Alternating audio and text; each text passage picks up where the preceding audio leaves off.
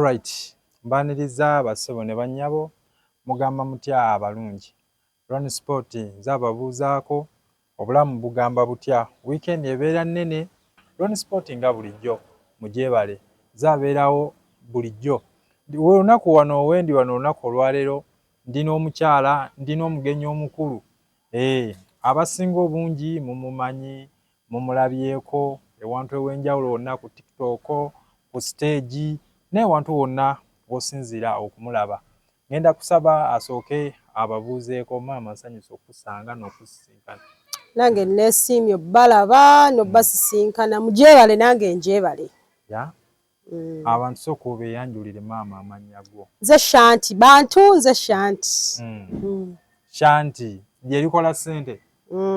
Lyeryoku stage? Lyerya stage, TikTok. Bigenda biti? Mpola mpola mukama wange. Katemba ali atya, stage eri etya? Stage terina ttabbu, buli kimu kiri muzuuli. Kati kapya ki ke mutuplaningiddeyo ke mutuyiyirizaayo buno obudde? Tuli ayo tufumba just tetunnaba kugamba nti kati katusalewo luno olunaku but nga tetunnaba kutuuka ku kinene kya Ebons nga Ebons. Tuyinawo Dr. Bosa mu August, tuyinawo Ketra, then tuyina Suubi mu October. Ekinaabeera eyo empi ku mpi onaawulira omuliro. So buli kalango ke mulaba mujje muwagire baganda baffe, bakulu baffe, bataata baffe bonna. Mujje muwagire emirimu gya theatre generally. Naawe olina enteekateeka etegekayo mu maaso eyo? Next year. I'm planning to come back next year. Yeah. Basuubire ki? Of course. Birungi byereere like kyoba osuubira kiba kisinga ku kyaliwo last time. Last year I had a show, this year nenga akampumule. Then next year I prepare myself ngomewo buto ngeyalaba luli alaba tulina kye twongeddeko. Yeah. Nammwe ku stage mubaamu mugamba nti kati katuwummulemu? Ku stage? Of course. Katuwummulemu tugende tunoonyeeyo ABCD. Kati nze nga nze omuntu sekinnoomu abantu saba kuba back to back. Ekisooka siri muyimbi. Ndi muzanyi wa katemba so mba nnosooka ne neeteekateeka abawagizi bange ne mbateekateeka nga we bandabirako ku internet, we bandabirako ku TV, then eventually ne ndeeta ekintu nga balaba okay kati alina okuba nga kyatuleetera kigenda kubeera so massive okusinga ku kyaliwo luli. Ani akuyiyiza? Okunjiyiza ki? Gwe wandikira omuzannyo ogwo gwennyini oba just wabaawo akuyiyiza gwe n'ogamba kuwuzannya? Ebeera joint effort. Ebeera joint effort. Nina team gye ntuula nayo ne bagamba Shanti zannya kino na kino na kino oba nze suggestinga kino. So you sit nti ebiseera ebimu tosobola kwemalirira ng'oli wekka oba weetagako abantu abalala nti ne woba oleese n'obawa nti bannaaye baganda bange njaga kuzannya ku kino ne kino eno bo ne bagamba ffe tubadde tuteesa kusinziira ku bantu wandibawadde kino kino n'ofuna okuwabulwa from different people. So ebeera joint effort. Bakuyambyeko mu lugendo lwo? Abanyambeko mu lugendo lwaki? Mu lugendo lwa art. Mu lugendo lwange olwa art. Ebons number 1 enyambye nnyo nga gye nkomezza siswala simalina bwe nnyinza kinnyonnyola but enyambye nnyo kuba Ebons gye mmanyi. Yes, when I was kusomero senior 6 I joined. So Ebons gye mmanyi beba ngruminze beba nacharinze mu lugendo lwa katemba. Mama wange anyambye nnyo. Yes. Naye nga gina Ebons wamu sigenda sosola nti ani nti mukama wange my boss ne maama babadde mutwe gw'amaanyi nnyo. Then ne baganda bange bonna ba Ebons ne banjagaliriza wamu. Ne bagamba bw'aba asonze wano katumusupporting. Bansupportinze in any way. Yeah. Ati kyekintu ekyetaagamu akasimbi. Mmwe mukikola mutya? Era olina okussaamu. Ate ati omuteekamu tofunamu at that very moment. Kyekiri kye nagambye nti omuntu alina okubeera so patient. Nti osaamu nga zojja ewalala mu bintu ebirala byokola zossa mu art. Eventually Mukama n'akuviirayo n'otandika okufuna bulango. Yeah. Tandika okufunayo obulango. Yes. So bannange webito bibiri bassebo ne bannyabo mujje mujoyininge art. Omwana ng'ali eyo oba omuzadde ng'ali eyo ng'ayagala omwana we ajje eno bw'oba kakibolekera omuzadde ajjewa eno mu art mu mizannyo nga gwe wakulaba ku stage ng'ozanya ng'ayagala kujoininga oba gundi mm. oba tugeze aromatic Yeah. ebons Mm.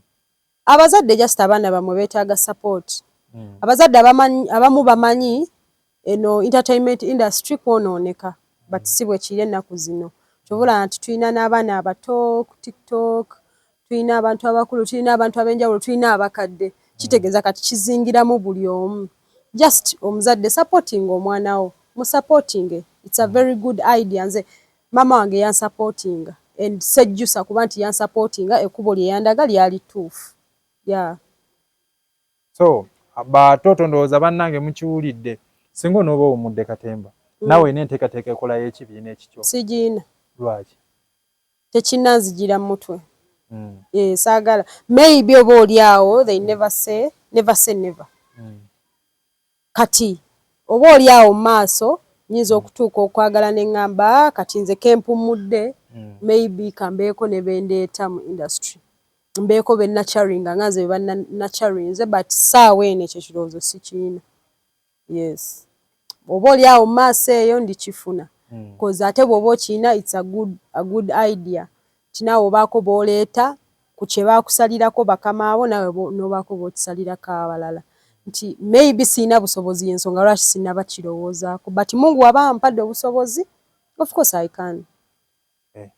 naawe olina baakusikiriza okuyingira akatemba b'ogamba nti ono ye yansikiriza nze abantu nabeegomba ntuuseeyo hey.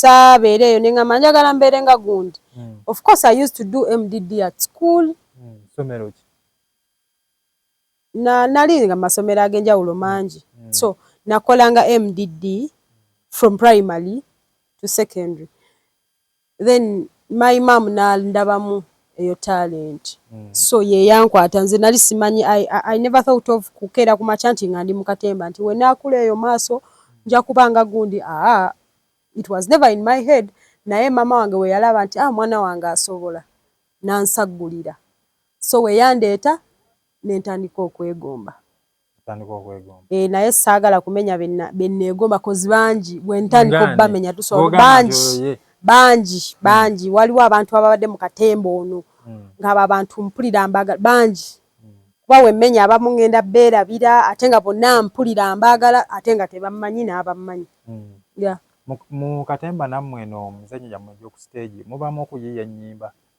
naawe wali oyiyizaayo ku luyimba nze siyiyangayo ku luyimba kuba ndaba mwami Bosa bonna balina ennyimba ekyo nakyo eno bakibatendeka byonna babitutendeka ne wataata mu Ebons batuyigiriza buli kimu kiri eri ggwe ogamba nti nze najja mu Katemba kantuule njige Katemba yekka but camera zibaawo osobola okuyiga camera osobola okuyiga editing osobola okuyiga acting osobola okuyiga directing kyonna ky'oyagala just gwe oyagala okubeera mu comfortable zone you sit tewali akulinako buzibu and you enjoy so bannange webito bwe biri kati antumaza nawe nawo ku business endala z'okwasaganya ngaki ntunda cake onsuka obabuuli yeetaze cake akusangawa yeetaze cake you just contact me Shanti's Bakes oyagala cake za mikolo mbaga kulyako buli kwanjula birthday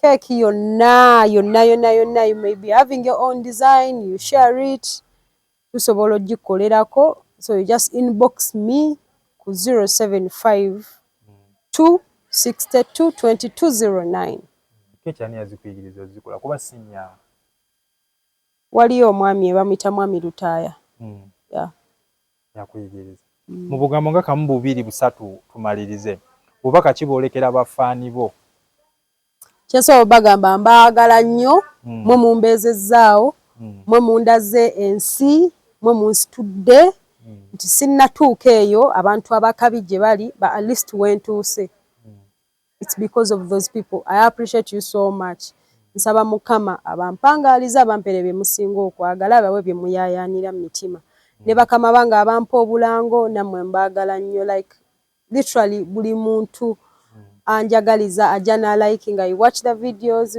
mwenna mbaagala nga simenye nga sisosodde nga I really love you so much guys Osomoozebwa ki mmwe nga mmwe ku musinga osisinkana nga mmwe abazannya emizannyo gy'oku stage? Kuba stage teba nnyangu. Yeah, stage teba nnyangu. But of course buli kintu kibaamu challenges. Buli kintu kibaamu challenges.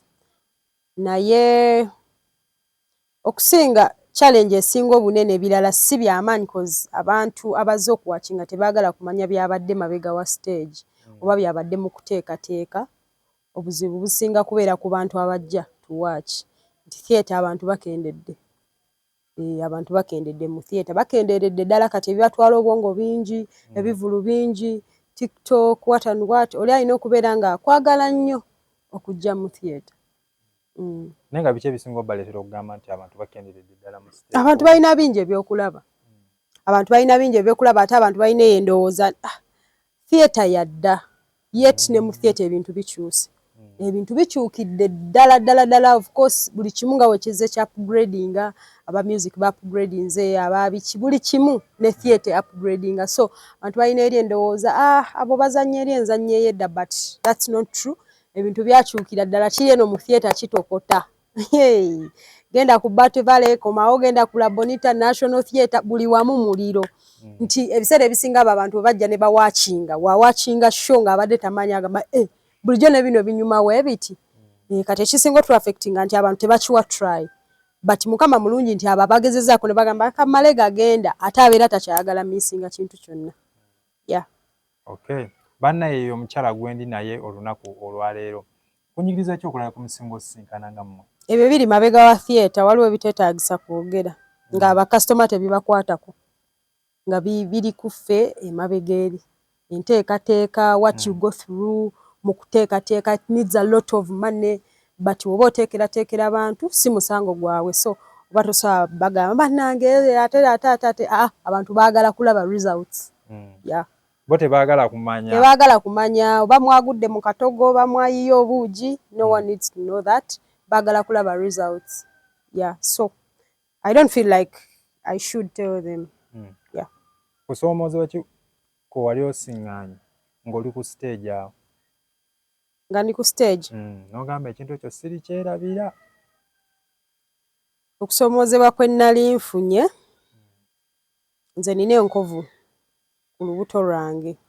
Mpanvu weeti. Yeah. Ate nnene. Kozi bannongoose emirundi ogutali gumu ebiri. So enkovu eyo nnene nti luli I was proud of my scar. I could come on stage nga it's open. Naye nga abantu like bakusongamu. So oluusi no kati woba ozze ddala front. N'owulira omuntu ng'engeri gy'agyogerako si nnungi. Ate abantu balina endowooza egamba tebalaga lutindo bweru. Lukindo wa bweru. Yeah, so abantu ne bakyogerera bubi. Yet me I was proud of it. Sina gwe natta. Yeah. Omwana ali eyo nga ayagala okufaanana nga ggwe oba nga akwegomba, obubaka ki bw'oyinza okumuwaayo? Obubaka bwe nnyinza okuwa omuntu ali eyo ayagala ojoyininga katemba toggwamu maanyi. Kuba okujoyininga katemba ono abantu basobola banga it's a simple thing, but it's not simple. It's not simple. Olina okubeera so consistent, olina okubeera ng'owuliriza. You have to respect people because wonna woba olaze osangayo abantu abakulu, osangayo abo abaludde mu industry, osangayo people who are very well experienced. Kati olina okubawa respect, olina olemerako, olina okuba omugumiikiriza nnyo bwe kijja mu bintu by'emizannyo. You have to be so very patient. Yeah. Bannange yoyo omukyala gwe nnyina olunaku olwaleero. The Ebonies ogyegattako ddi? Ebonies nagyegattako 2018. Yeah. Olwani yakutwalayo?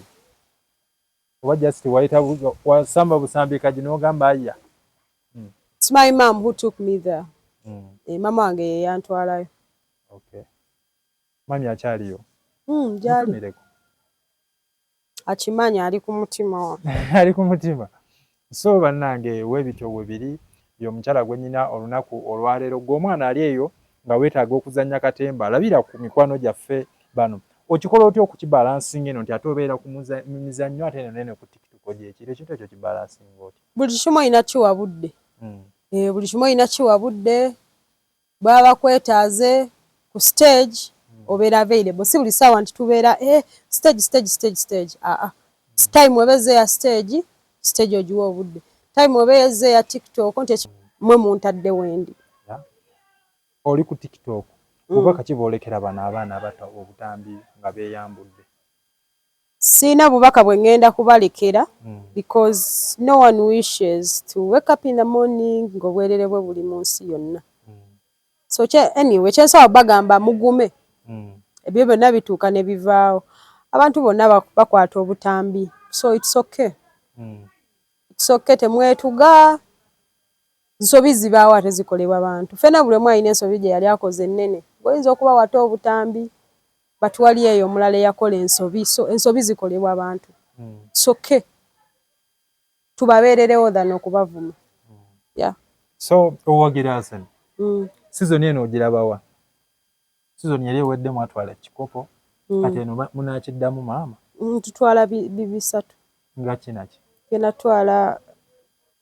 genda twala Carabao tutwale Champions League ne Premier League bubaka kiboolekera aba Arsenal fan tumalirize banaye Arsenal ku mutima tetugita Arsenal wano ate Man U nabo batumireko abantu ba Man U mbagala by the way I love you so much guys because when kola shows they are the first people who always support me Man U fans era bampagira bagamba banayeze shanti yantama naye banayaleekana kamuwagire man content musoka ne mumusebbali ne munjagala ng'omuntu Man U ju mbagala nnyo abantu ba Man U they are good people ng'oggyeko bino ebyokuleekana nga tuli mipiira but they are very supportive Man U fans are very good people Arsenal fans are very good people nawe inamu ku budde bw'obweddembe singa oba toli ku stage toli ku tiktok nawe obuyinamu mbeera wange nga neebase so bannange y'omukyala gwe nnina olunaku olwaleero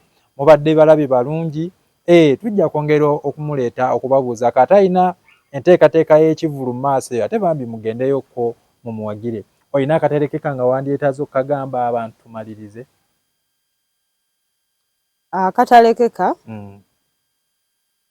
nsobola okugamba abantu banaye muve ku bantu mulekerawo okwogerera abantu balina ebizibu bingi bantu muve ku bantu